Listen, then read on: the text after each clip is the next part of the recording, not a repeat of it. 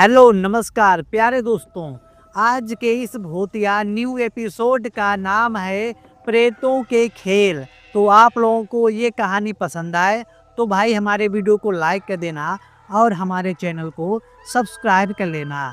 चलिए दोस्तों चलते हैं कहानी की तरफ। यह घटना आज से 12 साल पहले की है।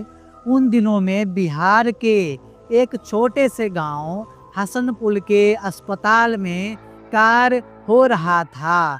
एक रात अस्पताल में ज़्यादा मरीजों की वजह से रात के 12 बज गए थे। उस रात तेज बारिश हो रही थी। मैं भीगते भीगते अपने घर पहुंचा। कपड़े गीले हो जाने की वजह से मैं अपने कपड़े बदल ही रहा था कि अचानक दरवाजा खटखटाने की आवाज आई।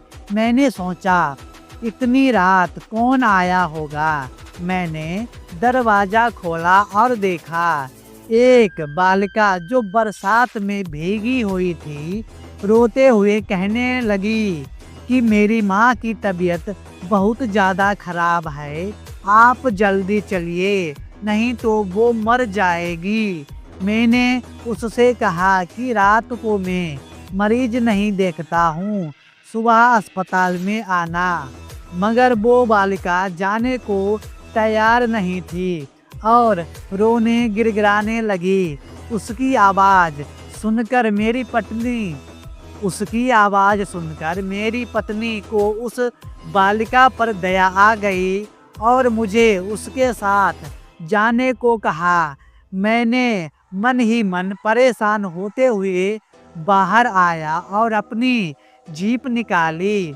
सुनसान रास्तों से होते हुए वो बालिका मुझे 5 से 7 किलोमीटर दूर एक दूसरे गांव में ले गई। मैंने सोचा कि ये बालिका इतनी रात को मेरे यहाँ कैसे पहुँची, लेकिन मैंने बातों की तरफ ध्यान ना देते हुए एक मकान में पहुँचे और वहाँ उसकी बीमार माँ पलंग पर लेटी हुई थी। मैंने उसकी नब्ज देखी और इंजेक्शन दे दिया और कुछ दवाएं लिख दी। उस बालिका ने मुझको बाहर मेरी जीप तक मुझको छोड़ दिया। फिर से मैं घर वापस आ गया। अगली सुबह मैं जब अस्पताल के लिए जाने लगा तो सोचा कि रात वाले मरीज से मिलता जाऊं, थोड़ा सा चक्कर ही पड़ेगा। रास्ते में जाने को ये सोचकर मैं वहाँ गांव में पहुँचा। मैं रात को जिस मकान में गया था वो उस जगह पर मुझे नहीं दिखा।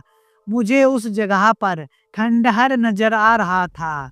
तो मैं गांव के लोगों से पूछने लगा कि यहाँ एक घर और परिवार रहता था। तो लोगों ने हैरानी से देखते हुए कहा कि यहाँ ऐसा कोई घर नहीं है, यहाँ ऐसा कोई घर नहीं है। ये सुनकर मेरे रोंगटे खड़े हो गए।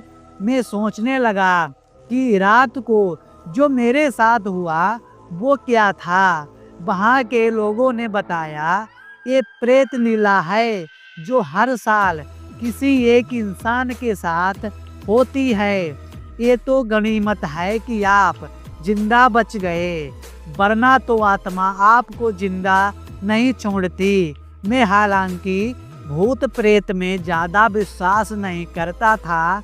मैं जब गांव वालों के साथ उस खंडहर में पहुंचा तो उस खंडहर के बाहर मेरी जीप के पहिए के निशान थे और वो इंजेक्शन और दवा भी वहीं पड़ी थी। मैंने बिना लोगों से और बात बताते हुए फिर से घर लौट आया और घर वालों को सारी बात बताई। मेरा तबादला दूसरे गांव में हो गया, लेकिन उस रात की घटना के बारे में सोचकर आज भी मेरी रूह कांप जाती है। तो दोस्तों आप लोगों को भूत प्रेतों की कहानी कैसी लगी, पसंद आई हो तो वीडियो को लाइक कर देना और हमारे चैनल को सब्सक्राइब कर लेना। चलिए दोस्तों मिलते हैं नेक्स्ट कहानी में, तब तक के लिए जय हिंद।